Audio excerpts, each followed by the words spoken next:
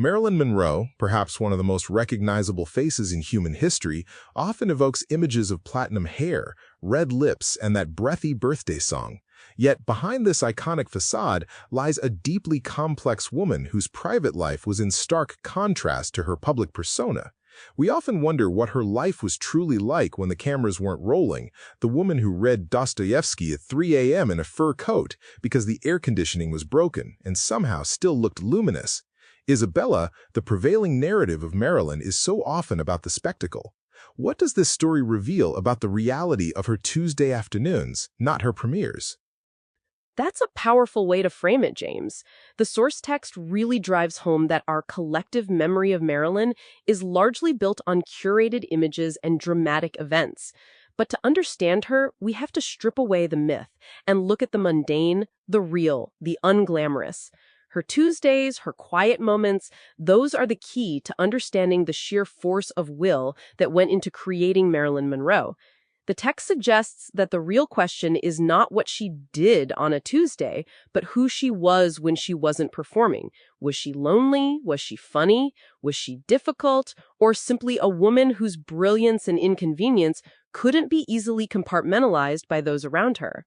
It implies a kind of radical aloneness even at the height of her fame, and the opening describes her arrival in Hollywood in 1952, already famous, but with a past that's about to be exposed. This immediately sets up a tension between the constructed image and the vulnerable reality. How much of Marilyn Monroe was a performance designed to navigate a world she hadn't chosen? A tremendous amount, James. Before she was Marilyn Monroe, there was Norma Jean Mortensen. She was born in 1926 in a Los Angeles public ward to a mother, Gladys Baker, who was already struggling with severe mental illness, and a father who was absent. This lack of a stable foundation, no last name that stuck, no father on the paperwork sets the stage. Gladys, her mother, worked cutting film negatives for a Hollywood studio, which is quite a striking foreshadowing for Norma Jean's future, isn't it? Her mother's love was intense but intermittent, punctuated by long absences due to her psychological crisis. This mental illness wasn't just her mother's burden, it ran through the family like a current, creating a constant, quiet fear for Norma Jean that her own internal world was as unreliable as her external circumstances. So, right from the start, she's not just a blank slate, she's navigating a profound instability, both familial and psychological, and this informs her character. The source describes her as a small, watchful child, observant because the adults around her were unpredictable. It even notes she had a stutter, which is astonishing when you think of the voice she later cultivated. This implies a very conscious effort to shape her own presentation. Absolutely. That stutter, that liquid, effortless voice we all associate with Marilyn, was not accidental. Almost nothing about her was. She learned to read a room before she could read a clock. This skill, born out of necessity in an unpredictable environment, later became what people called her charisma. But at its core, it was a survival mechanism for a child taught that her very existence depended on not being too much trouble. Her mother's first institutionalization, when Norma Jean was six, closed the only door she'd ever known, initiating a transient childhood that shaped everything that followed. This period, the text emphasizes, is more critical than most people acknowledge. That's a heartbreaking image, a child so young having her safety net pulled out from under her. And then, for the next decade, she's moved from household to household through foster care, even a stint in the Los Angeles orphan's home.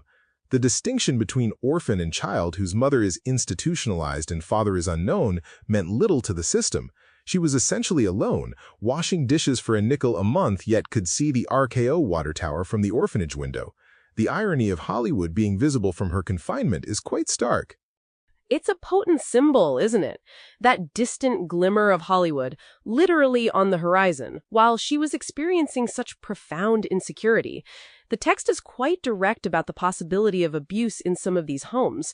She spoke and wrote about it, though with varying degrees of explicitness. This constant state of uncertain safety and conditional presence honed her ability to be pleasant, to adapt, to become whatever shape a person needed. It also, perhaps cruelly, instilled a poor sense of when to leave, when to protect herself from exploitative situations. This skill, which we later identify as charisma, was truly the signature of a child whose survival hinged on minimizing her impact on others. So her famous adaptability, her seemingly effortless ability to charm, was not an innate quality in the way we often perceive charisma. It was a practiced, deeply ingrained response to a childhood defined by precarity. That's a fundamental reframing of a widely held perception. And then, at just 16, she marries her neighbor Jim Dougherty to avoid returning to the orphanage. This wasn't a choice born of love, but of necessity. Precisely, it was a practical decision, a desperate attempt to secure a modicum of stability. She took on the role of a wife, ironing shirts and cooking, but the text suggests she was quietly and continuously disappearing into a life that fit her the way a borrowed coat fits someone else. When Jim shipped out with the merchant marine, leaving her alone, she was confronted with the slow, creeping certainty that her life could not possibly end here. This wasn't yet ambition, the text notes, but rather a suffocating feeling, as if the walls were coming in. That sense of confinement spurred her to seek something more, even if she couldn't articulate what it was yet. They divorced in 1946. He thought things were fine, but she had already begun making other plans, almost unconsciously. It's fascinating how her self-awareness, or rather her nascent ambition, was operating beneath the surface even before she fully acknowledged it. And this leads us to the pivotal moment, the photograph that changed everything. It wasn't on a film set, but in a munitions factory in Van Nuys in 1944, where she was inspecting parachutes. A military photographer, David Conover, was sent to document women supporting the war effort. What did he see that made her stand out so dramatically? He saw something truly unique, James. The text says he took one look at her and realized the camera does something to her that it does to almost no one else. Other girls on that line photographed like girls at a factory. Norma Jean, however, looked like a movie poster for a film you already wanted to see. It wasn't just her looks, it was a connection with the lens, an inherent ability to project an image. This marked the true beginning of her transformation. She signed with the Blue Book modeling agency in 1945, and then with astonishing speed, she absorbed everything there was to know about being photographed: lighting, angles, timing. This wasn't just natural talent, it was an incredibly disciplined, almost obsessive study. So the natural beauty was in fact a meticulous construction. She bleached her hair in stages, not all at once, so it looked authentic rather than a costume change. And the famous walk, it was reportedly achieved by shaving a sliver off one heel. This level of intentionality completely debunks the idea that Marilyn Monroe was simply a lucky beauty. The name itself, Marilyn Monroe, feels almost faded, yet it too was a conscious construction. Exactly. Nothing about Marilyn Monroe was accidental, not one thing. The name was carefully chosen. Marilyn, after actress Marilyn Miller, and Monroe, her grandmother's maiden name.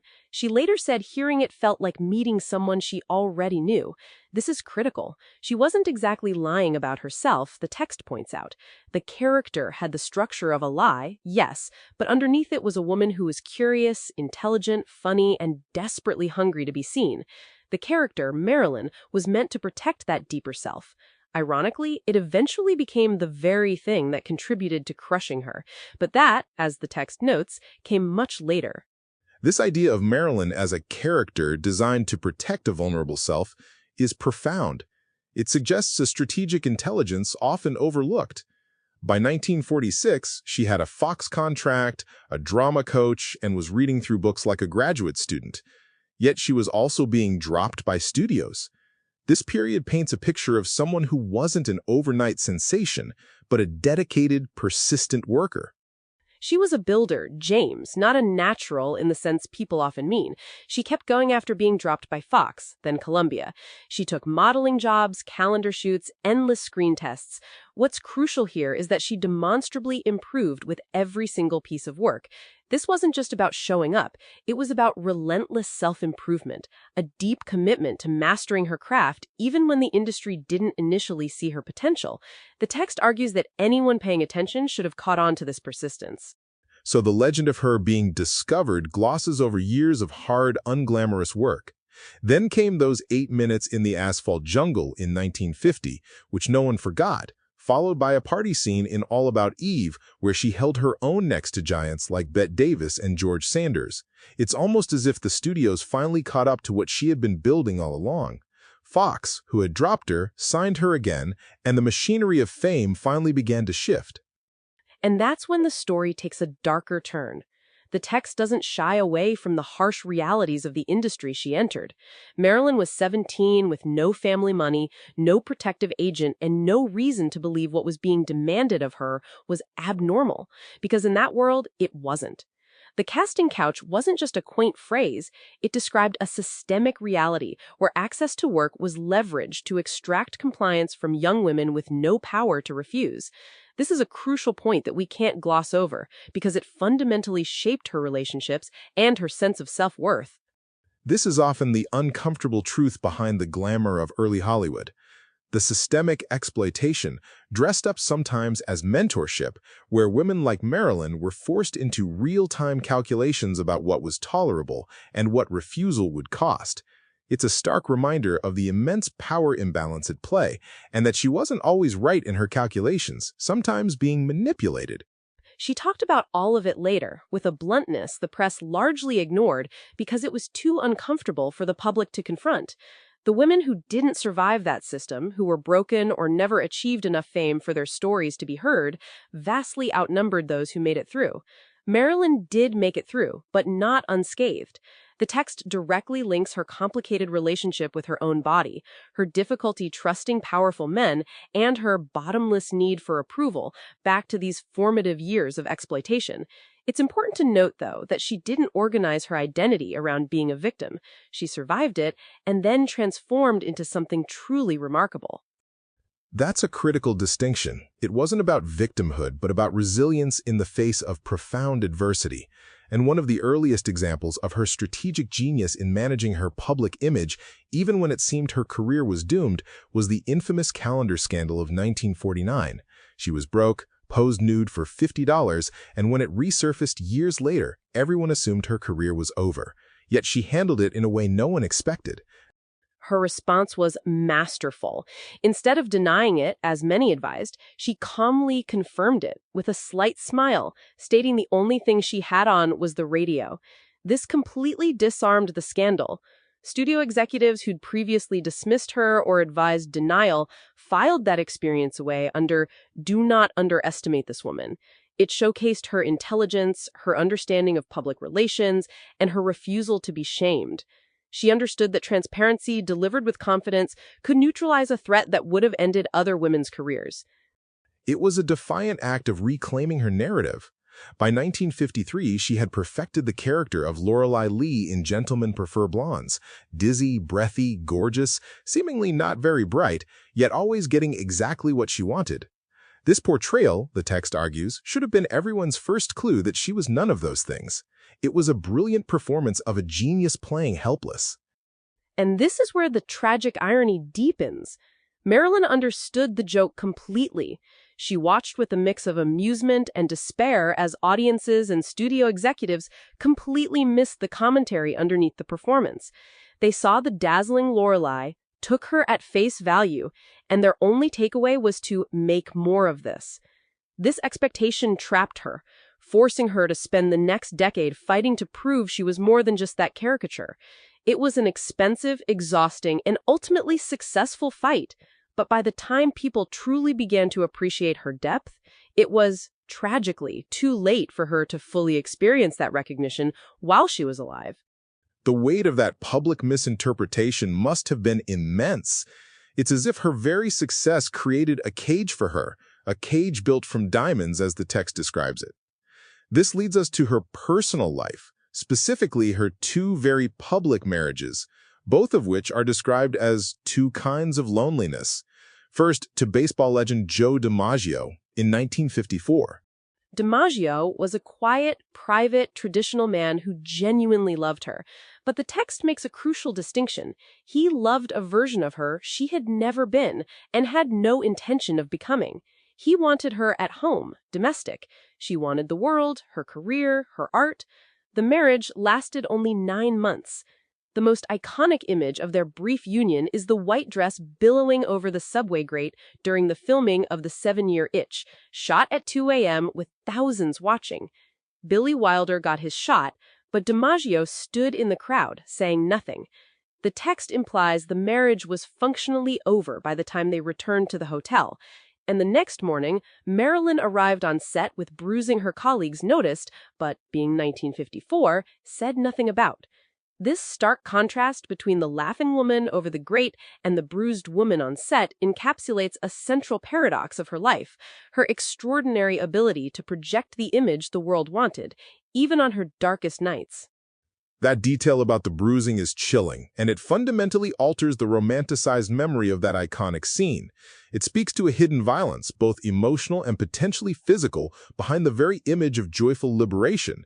And then her marriage to Arthur Miller in 1956, another profound intellectual mismatch, despite their shared cerebral leanings. Miller was a celebrated, serious playwright. He represented an intellectual connection she craved. She converted to his faith, desperately wanted children with him, suffering 3 miscarriages during their marriage. But he too was ultimately ill-equipped to handle her profound psychological distress. The most painful betrayal, she later confided, was discovering his private notebooks where he had observed her suffering, not as a husband offering support, but as a writer observing material. She said she could never fully forgive that. Their divorce in 1961 coincided with the death of her Misfits co-star Clark Gable, underscoring what a difficult year it was for her. The feeling of being material rather than a partner, especially from someone she looked to for intellectual kinship, must have been devastating. It reinforces the idea that even those closest to her struggled to see her as a whole person separate from her various roles. And this brings us to another often overlooked aspect of her life, her profound intellectual curiosity. The dumb blonde myth is completely undone by the fact that she owned roughly 400 books at the time of her death, all annotated and underlined. This is a fact that absolutely reshapes our understanding of her, James. Not just 400 books, but filled with her own handwriting, her arguments in the margins, deep engagement with authors like Dostoevsky, Joyce, Whitman, Freud. These weren't for show. She started reading seriously in foster care when a library card was one of the few things that truly belonged to her and didn't depend on anyone else's goodwill.